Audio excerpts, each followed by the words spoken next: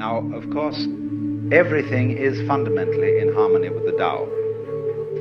In the book called the Zheng Yung, or the Unwobbling Pivot, it is said, the Tao is that from which nothing can depart. That from which things can depart is not the Tao. Fundamentally, you see, you can't get away from it. It's a situation in which we are all floating in a tremendous river. And the river carries you along. Now, some of the people in the river are swimming against it, but they're still being carried along. Others have learned that the art of the thing is to swim with it. And they're carried along too. But they know it. And so in this way, to a person who really wakes up, you very soon realize that your existence is not something that is just the hopeless little creature that's suddenly confronted with a great big external world that goes gah at him, and eats him up. Every tiniest little thing that comes into being, every minute little fruit fly or gnat or bacterium, I will go so far as to say is an event upon which this whole cosmos depends. This universe consists of an arrangement of pattern in which every event is essential to the whole thing. Now, we screen that idea out of our consciousness in exactly the same way that we screen out the perception of space as an important reality. Just as we pay attention to the figure and ignore the background, so we see one way of looking at things, namely that the organism is very frail against the environment. It lasts a long time, the environment, but the organism only lasts a short time. And yet there is the environment just as the same way as there is the face in the newspaper photograph behind all those little dots. When you get far enough away from it, you see the face. When you get far enough away from all the organisms and the little bits of things, you see the environment.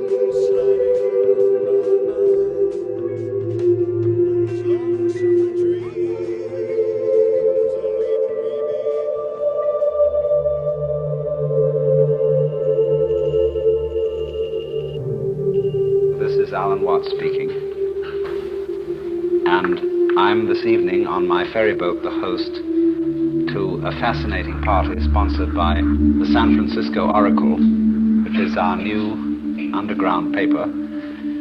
And we have here Alan Cohen representing the paper, the Oracle. We have Allen Ginsberg, poet and rabbinic sadhu. We have Timothy Leary, about whom nothing needs to be said, and Gary Snyder, also poet, Zen monk, and old friend of many years. Well, I think that thus far the genius of this kind of underground that we're talking about is that it has no leadership.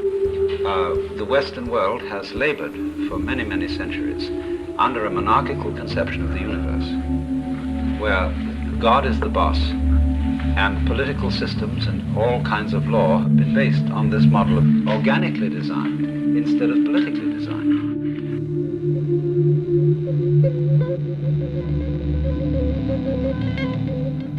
Do you remember the Great Depression, when one day everybody was doing business and things were going along pretty well, and the next day there were bread lines?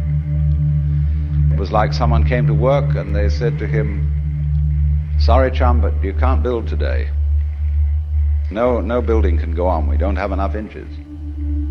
He said, "What do you mean we don't have enough inches? We got wood, haven't we? We got metal, we even got tape measures." He said, "Yeah, but you don't understand the business world. We just haven't got enough inches, just plain inches. We've used too much of them." And that's exactly what happened when we had the Depression. Because money is something of the same order of reality as inches, grams, meters, pounds, or lines of latitude and longitude. It is an abstraction. It is a method of bookkeeping to obviate the cumbersome procedures of barter. But our culture is entirely hung up on the notion that money has an independent reality of its own.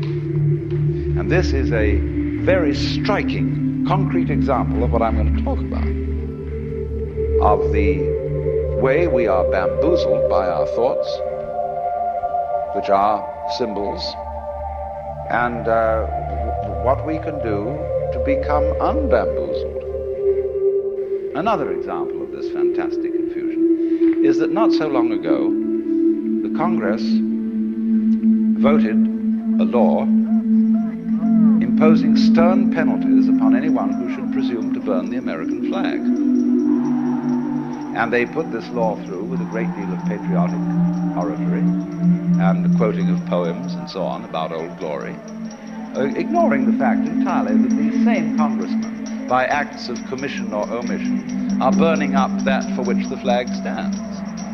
They are allowing the utter pollution of our waters, of our atmosphere, the devastation of our forests.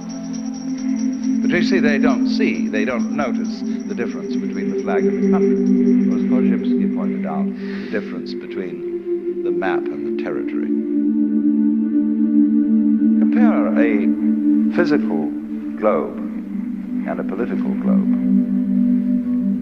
The physical globe is a pretty thing with all kinds of green and brown, wiggly patterns on it. The political globe, on the other hand, has still got the wiggly outlines of the land, but they are all crossed over with colored patches, many of which have completely straight edges.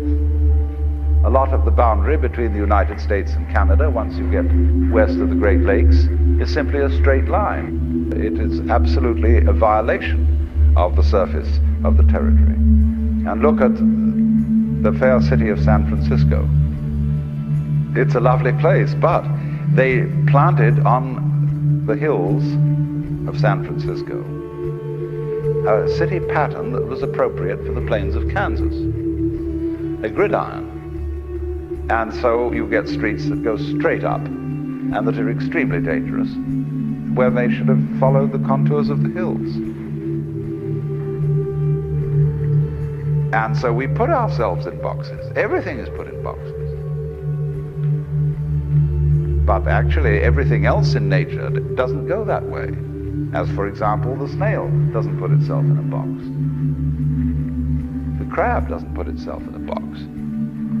It has these fascinating, gorgeous objects. What is, for example, more beautiful than a conch shell or a lovely scallop shell? And these are gorgeous things. We could make the most delicious shells out of concrete or plastics. They could be very beautiful. And we could distribute ourselves over the landscape like shellfish along the seashore. But instead we have to live in boxes. There's nothing, you can't fight it, it's the system. So, you know, then you have to, you begin to build your furniture and chairs, everything, accordingly to these shapes, because they're easy to store away in a place that is a box in the first place.